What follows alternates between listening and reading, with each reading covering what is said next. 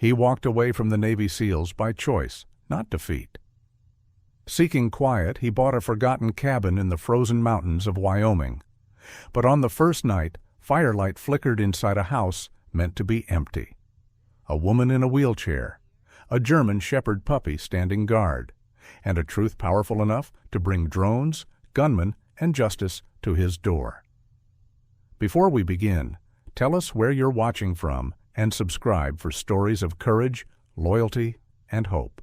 Winter arrived early in Silver Pine, Wyoming, the kind of winter that didn't ask permission.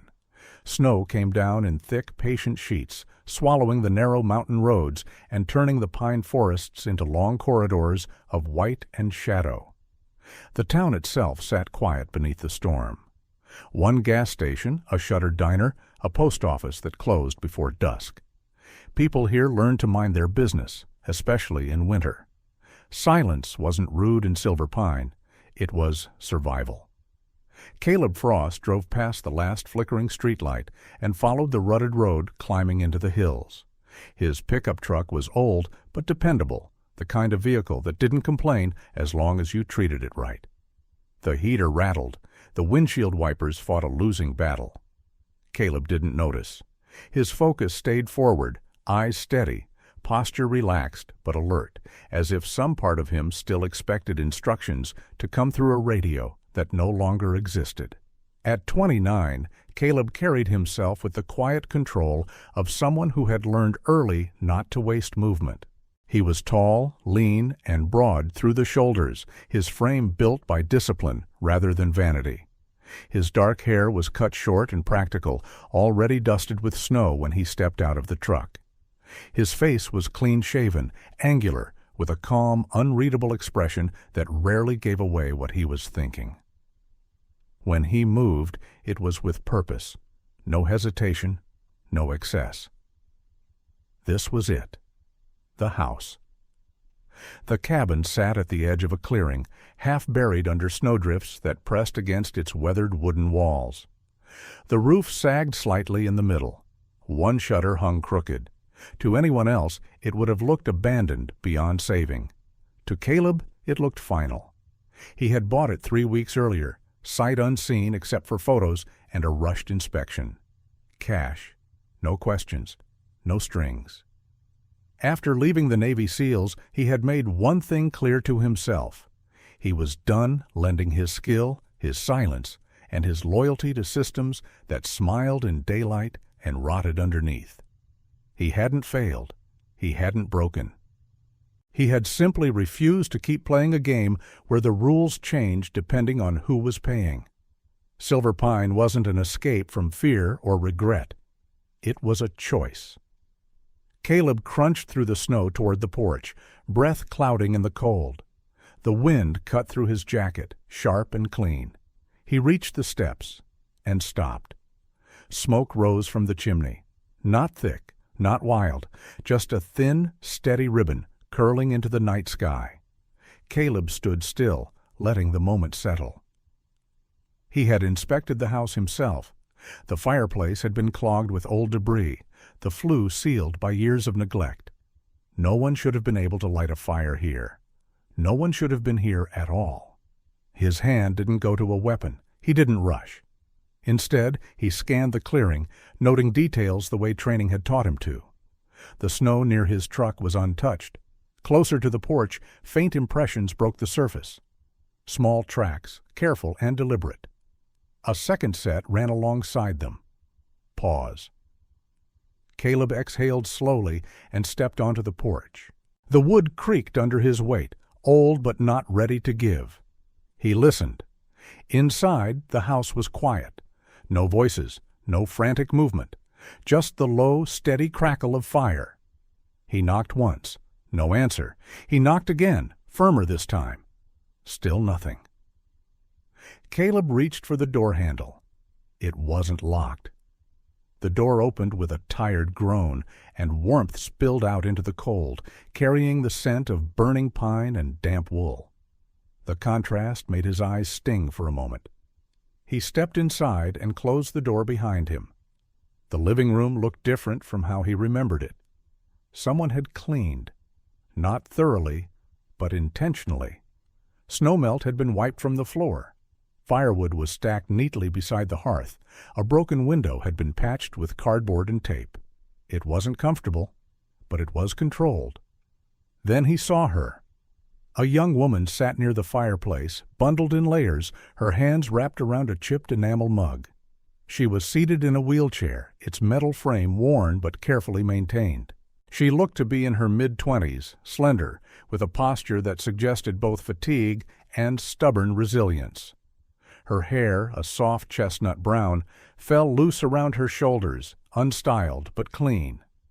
Her face was pale from the cold, features sharp with exhaustion rather than illness. Her eyes, hazel, steady, intelligent, locked onto Caleb the moment he moved. In front of her stood a German Shepherd puppy, barely old enough to look intimidating, its body tense with fear and determination. Its ears were half raised, tail stiff, paws planted wide as it positioned itself squarely between the wheelchair and the door. The puppy growled, not loud, not confident, but it didn't back away. Caleb stopped where he was and lowered his hands slightly, palms open. His voice, when he spoke, was calm and even. "It's all right," he said quietly. "I'm not here to hurt anyone." The puppy didn't relax, but it didn't advance either. The woman swallowed. Her fingers tightened around the mug. "I'm sorry," she said. Her voice was soft, strained from the cold but steady. "We didn't know anyone owned this place. We'll leave. She hesitated, then lifted her chin. "I just need to stay the night. One night. In the morning, we'll be gone." Caleb studied her, the way she held herself, the way the wheelchair was positioned close to the fire, angled for easy movement, the way her pack sat against the wall, neatly closed, nothing spilled or scattered. She wasn't a drifter. She was surviving. "What's your name?" Caleb asked. "Hannah," she replied after a beat. "Hannah Cole." The puppy glanced back at her when she spoke, as if checking in. She rested a hand on its neck, fingers trembling just slightly. The dog leaned into her touch, grounding itself. Caleb nodded once. "I'm Caleb." A low sound came from behind him. His German Shepherd stepped forward into the light. The dog was fully grown, powerful without being bulky, its coat thick and dark against the fire's glow. Its ears were upright, eyes focused, assessing the scene with calm precision. This was not a dog that acted on impulse. It stood at Caleb's side, weight evenly balanced, neither aggressive nor submissive. The puppy stiffened, but didn't bolt. The two dogs locked eyes. Seconds passed. The older shepherd didn't growl, didn't bare its teeth. It simply stood there, creating a quiet boundary between everyone in the room. Neutral ground. Caleb noticed Hannah watching the dogs, her expression caught between fear and awe. "He won't hurt him," Caleb said, "as long as no one panics." Hannah nodded, breathing shallow but controlled. "I promise," she said. "We won't cause trouble. I ran out of options." Caleb believed her. He glanced around the room one last time, cataloging details. Order where there could have been chaos. Care where there could have been desperation. This wasn't an invasion. It was a request. Clumsy, frightened, but honest. Outside, the wind howled, pressing snow against the walls like a tide. "All right," Caleb said finally. "You can stay tonight." Hannah's breath caught. "Really?" "One night," he repeated. "We talk in the morning." She nodded quickly. "Thank you." The puppy finally sat down, though it stayed close to the wheelchair, eyes never leaving Caleb completely. Caleb moved toward the far side of the room and set his pack down, giving her space. The older shepherd followed, lying near the door with its head up, alert but calm. As the fire crackled and the storm deepened outside, the house settled around them. No longer empty, no longer silent. 3 lives, each shaped by a system that had taken something and offered nothing back, now shared the same fragile shelter. None of them knew yet that this was not a coincidence, only that for one winter night the fire would hold. Morning never truly arrived in Silver Pine. The storm loosened its grip just enough to let the world shift from black to gray, but snow still fell in steady sheets, thick as ash. The mountains beyond the trees were gone, erased by white. When Caleb stepped onto the porch, boots sinking into fresh drifts, his breath caught. Not from the cold, but from the silence. Roads like this didn't reopen quickly. Not here. Not after a night like that. He scanned the narrow trail leading down toward town. No tire tracks, no movement, just wind carving new shapes into the snow. Hannah watched from inside, hands wrapped around her mug, eyes following him through the frosted window. She already knew what he would say when he came back in. "The pass is closed," Caleb said, shaking snow from his jacket. "County gates probably locked. You're not going anywhere today." She nodded once, relief and unease crossing her face in equal measure. "I figured." The house had changed overnight in subtle ways. The fire burned cleaner now, the smoke thinner. Hannah had spent part of the night clearing the flue. Slow, methodical work from the wheelchair, using a bent rod and patience rather than strength. Caleb noticed the details immediately. Someone who fixed problems instead of complaining about them. He set about his own tasks without comment. By mid-morning, he had reinforced the back door with a steel bracket scavenged from the shed, sealed the worst gaps around the windows with insulation strips from his pack, and stacked additional firewood within arm's reach of the hearth. None of it was frantic. None of it looked like fear. It was preparation. The same mindset he used to apply before weather, terrain, or people had a chance to turn unpredictable. Hannah watched quietly, absorbing the rhythm of his movements. "You don't have to do all that," she said eventually. "I do," Caleb replied, tightening a bolt. "Weather doesn't care who owns the place." She almost smiled at that. The puppy hovered close to her most of the morning, ears flicking at every sound. Its coat was still too soft, paws too large for its body. A working dog in the making, but not yet confident in the world. When Caleb moved past too quickly, it stiffened. When he slowed, it relaxed. By noon, it had begun following him in cautious arcs, curiosity slowly winning out over fear.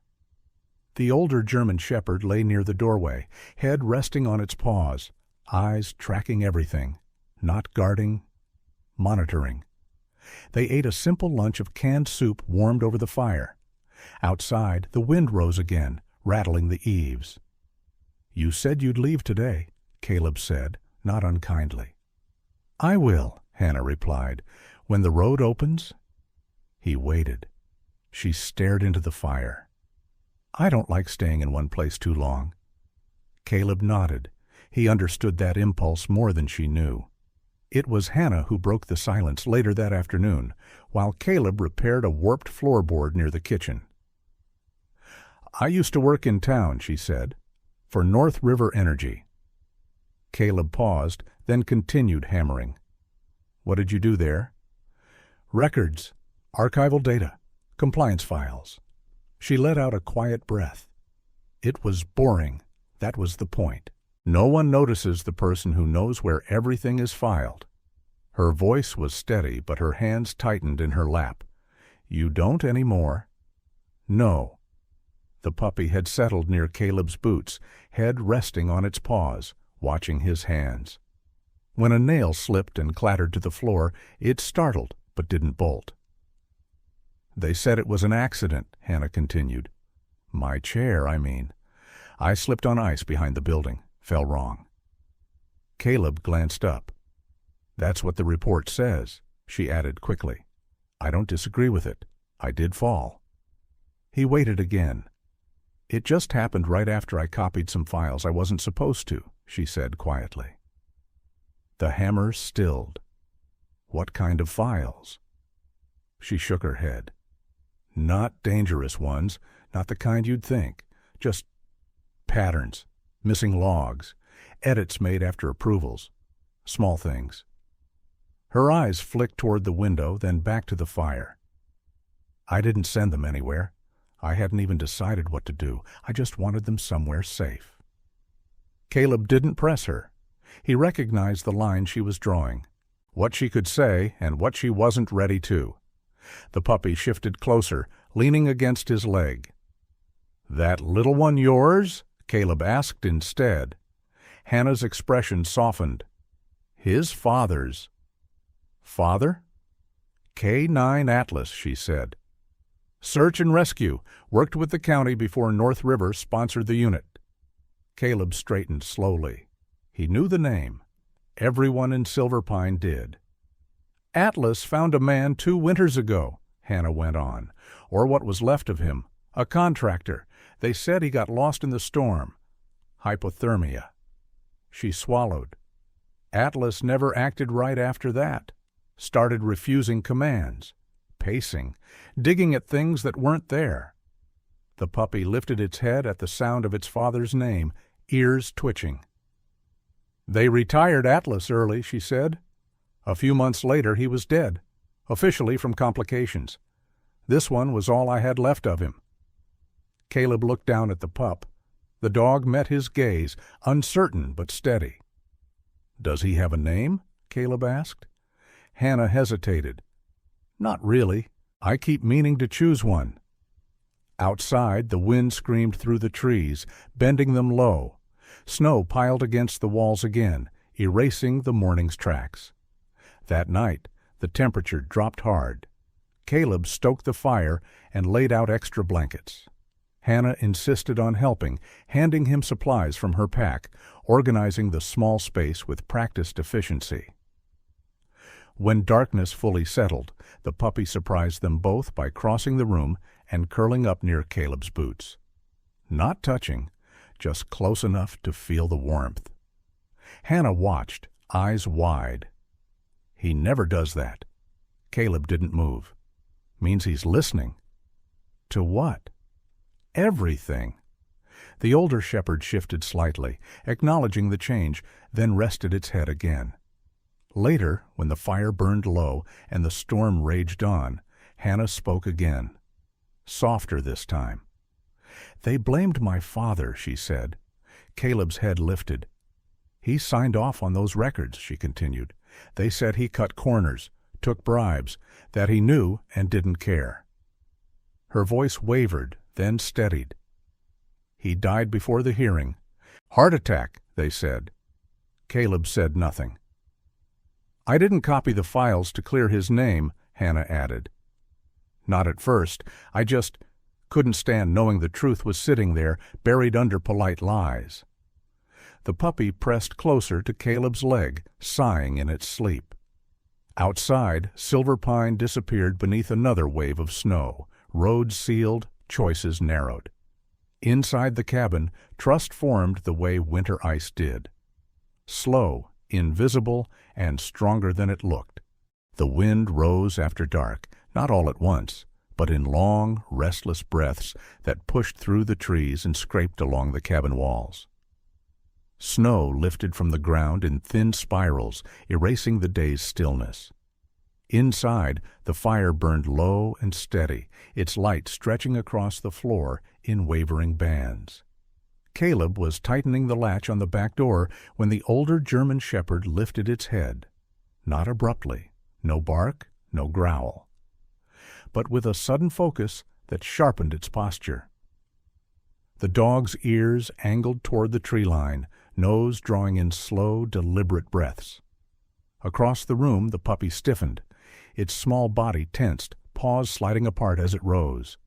The faint whine that escaped its throat wasn't fear. It was recognition. Caleb straightened. He trusted the silence more than noise. When both dogs moved at once, it meant something had already crossed a line. Hannah noticed, too. She set her mug down, fingers curling around the armrest of her wheelchair. "What is it?" The older shepherd walked to the door, stopped, and looked back at Caleb. Waiting. Caleb pulled on his jacket and grabbed the flashlight from the hook by the door.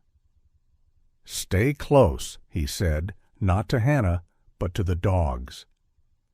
The night swallowed sound as soon as they stepped outside. Wind pushed snow sideways, stinging exposed skin. The beam of the flashlight cut a narrow tunnel through the white, revealing little more than the first few yards ahead.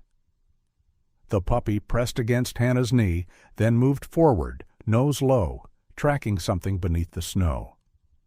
Caleb positioned himself slightly behind Hannah as he pushed the wheelchair along the packed path beside the cabin. He kept his steps measured, letting the dog set the pace. This wasn't pursuit, it was confirmation. They crested the low rise behind the cabin and moved toward the old structure at the edge of the property, a barn or what remained of one. Its roof had partially collapsed years ago, beams broken under the weight of winters no one remembered. Snow piled high against its walls, creating unnatural drifts that hinted at empty space beneath. The puppy stopped abruptly, pawing at the ground. The older shepherd circled once, then stood still, body squared toward a dark seam in the barn's rear wall. Caleb swept the flashlight across the boards. One section looked different, darker, stained, as if oil had soaked into the wood long ago. He knelt and brushed snow away with his glove. The texture changed under his hand. Metal? "Hannah," he said quietly, "there's something here." She rolled closer, breath shallow, eyes fixed on the spot. The puppy sat beside her, trembling now, not from cold, but from anticipation. Caleb used the edge of his knife to pry at the seam. The wood gave with a low groan, revealing a steel hatch beneath, its surface scarred and rusted, but intact. Snow slid off in clumps, thudding softly against the ground. Hannah covered her mouth. "I didn't know this was here." "Someone did," Caleb replied. The older shepherd moved to the opening and sat, back straight, eyes scanning the darkness beyond the barn. Guarding. Caleb gripped the hatch handle and pulled. It resisted, then yielded with a hiss of trapped air. Cold rushed up from below, carrying the faint smell of oil and damp earth. He angled the flashlight downward. A ladder descended into a narrow space cut directly into the ground. The walls were lined with corrugated steel. At the bottom, a small room waited. No bigger than a storage closet, but deliberate in its construction. Caleb climbed down first, testing each rung before putting his weight on it. The floor was solid. He reached the bottom and swept the light across the room. Boxes, not random, not abandoned. 3 wooden crates sat against the far wall, sealed with wax and plastic. A portable recorder lay on a shelf beside them, its casing scratched, the battery compartment taped shut. A metal file box rested on the floor, its lid dented but locked. Caleb looked up. "It's safe." Hannah hesitated only a moment before descending. The puppy stayed above, whining softly, while the older shepherd remained at the hatch, eyes never leaving the night. Inside the bunker, the air felt heavy, as if the space itself remembered why it had been built. Caleb opened the nearest crate. Inside were folders wrapped in oilcloth, edges darkened but preserved. He unwrapped one carefully and scanned the top page. A map, not of property lines or zoning areas, but of pipelines. Thin red lines branching across the valley and dipping beneath the river. Handwritten notes crowded the margins, dates circled, arrows drawn with deliberate emphasis. Caleb recognized the symbols immediately. Waste diversion, unauthorized flow. He set the folder aside and opened another. Audio transcripts, timestamps, names redacted in some places, scrawled in ink in others. He pressed play on the recorder. A man's voice filled the bunker. Calm, measured, familiar in a way Hannah hadn't expected. Her knees went weak, and she gripped the edge of the crate to steady herself. "That's my father," she whispered. The recording crackled, then steadied. "They're rerouting the discharge at night," the voice said. Off the books. The numbers don't match the output. Someone's signing approvals after the fact. Hannah sank to the floor. Caleb shut off the recorder and turned to the final box. Inside were printouts, altered reports layered over originals, edits highlighted, signatures copied. At the bottom lay a single document, folded carefully despite its worn edges. A disciplinary notice. Name: Thomas Cole. Cause: gross negligence, bribery suspected. Status: incarcerated pending hearing. Hannah stared at the page until the words blurred. "He wouldn't," she said, though the protest sounded distant even to her own ears. "He wouldn't take money. He spent his life fixing bridges and schools. He hated shortcuts." Caleb looked at the signatures. "These approvals were added after your father flagged the discrepancies." She let out a sound that wasn't quite a sob. They needed someone to blame. The truth settled slowly, like snow filling a hollow. Her father had been isolated, discredited, buried under paperwork until no one remembered the first report he had tried to file. He had died in custody before the appeal. Heart failure, the papers said. No autopsy requested. Hannah pressed her palms to her eyes, breath hitching. All this time she had focused on staying alive, on not being noticed, on moving just enough to keep from sinking. Now something else cut through the fear. Anger. Caleb knelt beside her, not touching, just close enough to be present. He said nothing. He knew better than to rush a moment like this. Decisions made too quickly in the dark, rarely held in the light. "I thought if I just kept my head down," Hannah said, voice shaking. "If I didn't make trouble, it would end." Caleb met her gaze. "It doesn't end on its own." She nodded slowly, tears streaking her cheeks. "I don't want to run any more." Above them, the older shepherd shifted, nails clicking softly against metal as it adjusted its stance. Still guarding, still patient. Caleb closed the crates and secured the hatch. When they climbed back into the storm, the wind felt sharper, as if the night itself had taken notice. The puppy bounded down the ladder last and immediately pressed against Hannah, tail wagging once before settling. Snow clung to its whiskers. They stood there for a moment, the barn looming behind them, the cabin's faint light visible through the trees. Hannah wiped her face. "I don't know what comes next," Caleb nodded. "You don't have to decide tonight." She looked at him, searching. "But you think I should decide?" "Yes." They turned back toward the house together. The dogs flanked them, one small and uncertain, the other steady and watchful, leaving a trail of footprints that the snow would soon erase. But some marks, once made, refused to disappear. Daylight never fully settled over Silver Pine. The sky stayed low and metallic, snow pressing down like a held breath. Caleb worked through the morning with a deliberate calm, cataloging what they had and what they didn't. He dried the recorder, sealed the folders into waterproof sleeves, and photographed nothing. Evidence was safest when it was quiet. When he finally powered on his phone, it took a full minute to find a signal. One bar flickered, vanished, returned. He typed a message without names or locations and sent it through an encrypted channel he hadn't used since leaving the teams. "I have documentation tying corporate waste diversion to altered compliance records. Primary source deceased, secondary witness alive." The reply came hours later, terse and careful. "Who are you?" Caleb studied the snow beyond the window. "Someone who won't sell it." He added a single line. "You covered defense procurement fraud in 19. The typing bubble appeared, disappeared, returned. Meat protocol applies." "I'm not driving blind," Caleb replied with a time window and a promise of proof. No addresses, no attachments. Trust was a ladder you climbed rung by rung. The journalist's name was Evan Rowe. Caleb knew the bylines. Short hair, sharp eyes, the kind of posture that leaned forward when others leaned back. a former stringer embedded with logistics units overseas, then a corporate watchdog by choice. Evan didn't publish quickly. He published clean. Hannah watched from the table as Caleb set the phone down. She had changed since the night at the barn.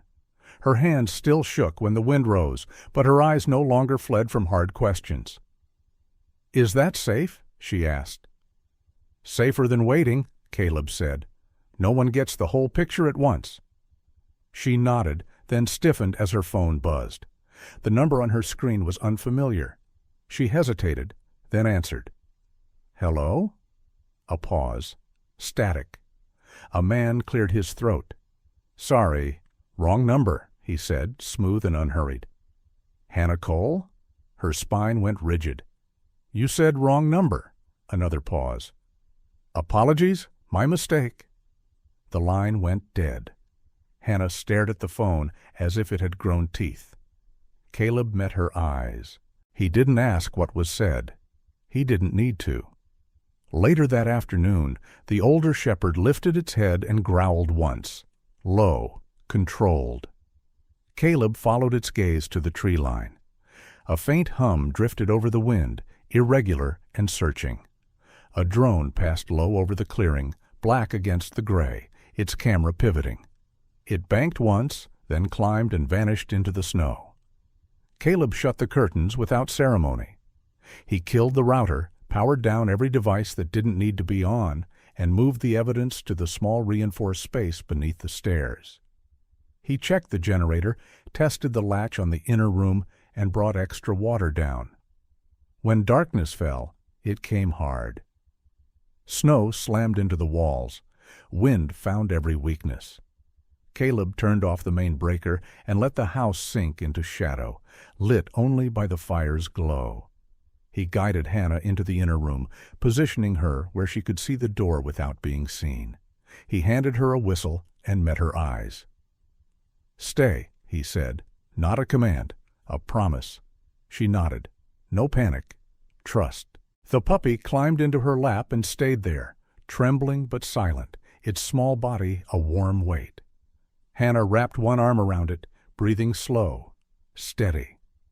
Caleb returned to the main room and waited. Footsteps came as a suggestion first. Snow compressing under boots, too heavy for deer. Then a shadow crossed the window, followed by the scrape of metal testing the back door. The older shepherd moved with him, fluid and soundless, taking position at the corner where the hallway narrowed. 3 figures breached the threshold almost together. They wore dark parkas dusted with snow, faces masked, movements practiced but not elegant. One carried a pry bar, another a pistol with a taped flashlight. The third hung back, eyes scanning. Not amateurs, not professionals. The lead man whispered, "Quiet." Caleb let them take 2 steps. The shepherd hit the first intruder low and hard, slamming into his thigh and driving him into the wall. The man went down with a cry he couldn't swallow. The second raised his weapon. Caleb closed the distance and knocked it aside, elbow striking ribs, shoulder driving center mass. The third bolted for the door. "Hold," Caleb snapped, not to the dog, but to himself. The shepherd released on command and pivoted, sprinting after the runner. Snow swallowed the fleeing man's legs, each step a fight. The dog cut him off and forced him back toward the light, teeth bared, body angled to block escape without closing. Inside, the second attacker groaned, weapon skittering across the floor. Caleb pinned him with a knee, pressure exact and merciless. "Hands where I can see them." The first intruder tried to crawl. Caleb hauled him upright and sat him against the wall. The older shepherd returned and sat between Caleb and the door, chest out, eyes locked. Hannah listened from the inner room, heart hammering but mind clear. The puppy pressed closer, nose buried in her sleeve. Caleb tied wrists with cord from his pack and dragged the 2 men into the kitchen, away from windows. Snow hissed against the glass. "Who sent you?" he asked. Silence. Caleb crouched to eye level with the second man. He was mid-30s, stubble on a narrow jaw, eyes darting. "You didn't come for me," Caleb said. "You came for her." The man swallowed. "We were told to retrieve a person of interest." "Alive," Caleb said, a nod barely. "Who called it in?" The man's mouth tightened. "We don't get names." Caleb leaned back and looked at the third man outside, now kneeling in the snow under the shepherd's watch, breath coming in white bursts. He looked younger, scared in a way training couldn't hide. "Bring him in," Caleb said softly. The shepherd escorted the man to the threshold and sat. Caleb pulled him inside and shut the door. The younger one broke first. "A fixer," he blurted. "Corporate counsel. He handles cleanup." "Name," Caleb said. "Lyle Mercer," the man said. "Tall, silver hair, never meets twice in the same place. We get coordinates and a face. That's it." "And her?" Caleb asked. "She's flagged," the first man said hoarsely. "High risk, knows where the paper breaks are. Orders were to move her before morning." Caleb exhaled once. He believed them. Fear had a sound. This was it. He secured them, moved them where the cold would keep them quiet, but alive, and returned to the inner room. Hannah met his eyes without flinching. "They said my name," she said. "Yes." "They wanted me alive?" "Yes." She nodded, absorbing it. "Then it means what we found matters." "It does." The puppy licked her wrist, a small, grounding gesture. Outside, the storm raged on, erasing tracks, carrying away noise. Inside the house, a different kind of quiet settled, one that followed decisions, not avoidance. Caleb checked his phone. A single message from Evan Rowe waited, time-stamped minutes earlier. "I can move tonight if you have proof they're trying to suppress it," Caleb typed back, precise and calm. "You will. Soon." The snow did not stop for the truth. It fell in steady curtains across silver pine, softening the edges of everything it touched. Plows came late and left early. Roads reopened in pieces, then closed again. Winter kept its claim. Inside the cabin, however, something had shifted. The air felt different, not lighter exactly, but anchored, as if the walls had accepted a purpose beyond shelter. Caleb moved with the same quiet precision he always had, but his choices now carried weight beyond the moment. He packaged the evidence carefully. Documents sealed against moisture, audio files duplicated and labeled, photographs taken only where necessary. He did not embellish. He did not editorialize. Facts traveled best when unadorned. When Evan Rowe arrived, he did not bring a camera crew or a convoy. He came alone in a weather-beaten sedan that looked as tired as the road. Evan was lean, early 40s, with steel-gray eyes that missed very little and hands marked by ink stains and old scars. He wore a wool coat over a pressed shirt, practical boots, and the expression of a man who understood that some stories asked for patience before they asked for speed. They spoke at the table with the fire low. Hannah listened from her chair, hands folded, posture straight. The puppy lay across her feet, chin on one paw. The older German shepherd rested near the door, vigilant without being tense. Evan didn't interrupt while Hannah spoke. He asked questions only after she finished, and when he did, they were exact. Dates, times, names. He compared her account with the documents, the audio, the sworn statements taken from the intruders. He cross-checked the fixer's name against shell companies and legal advisories that threaded through North River Energy's filings like a quiet disease. "This holds," Evan said at last, "and the attack matters as much as the paper. It establishes intent." Hannah nodded. "They wanted me alive." "Which tells us why," Evan replied. "And when." He left before dawn, carrying copies and promises. Not of justice, never promises, but of publication. The story broke 3 days later. It did not arrive as a thunderclap. It arrived as a sequence.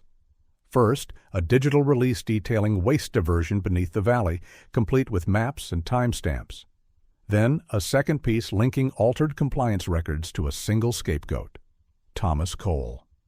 Evan named names. He showed the edits. He published the audio. He included the attempted retrieval, corroborated by medical reports and photographs of the breach. By evening, phones rang in places that preferred silence. Investigators arrived the next day, federal and state, tired men and women in heavy coats who introduced themselves with clipped professionalism. One of them, Marianne Holt, was small and sharp-eyed, her hair pulled back tight beneath a knit cap. She listened more than she spoke. When she did speak, it was to clarify, not persuade. They took statements. They cataloged the site. They sealed the bunker. No one asked Hannah to repeat herself for spectacle. No one raised their voice. The facts did the work. Within the week, the narrative turned. Charges were revisited. An independent review reopened Thomas Cole's case. The fixer's name, Lyle Mercer, surfaced in filings he could not explain away. Subpoenas followed. Boards distanced themselves. Apologies were drafted, then redrafted, then abandoned. Hannah watched the coverage without triumph. Relief came first, then a grief that finally had room to breathe. When the letter arrived, formal, embossed, careful. She read it twice before letting the words settle.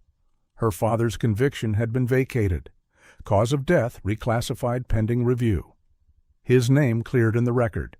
She folded the letter and held it against her chest. The puppy climbed into her lap and licked her knuckles, tail thumping once, as if acknowledging something important had ended and something else had begun. Caleb did not return to uniforms or briefings. He declined interviews. When asked why he had helped, he said only that the work needed doing. He spent his days repairing what winter damaged, replacing beams, leveling thresholds, widening doorways without making a show of it. He installed a ramp with a gentle grade and rails sanded smooth. He reinforced the generator shed and added a second heater. He labeled shelves and built a table that could take weight from any side. Word traveled anyway. A veteran from 2 towns over arrived first, then another. Men and women who recognized the look of a place made honest by hands. They came to shovel snow, to split wood, to sit quietly by the fire. Some brought stories. Others brought none. Both were welcome.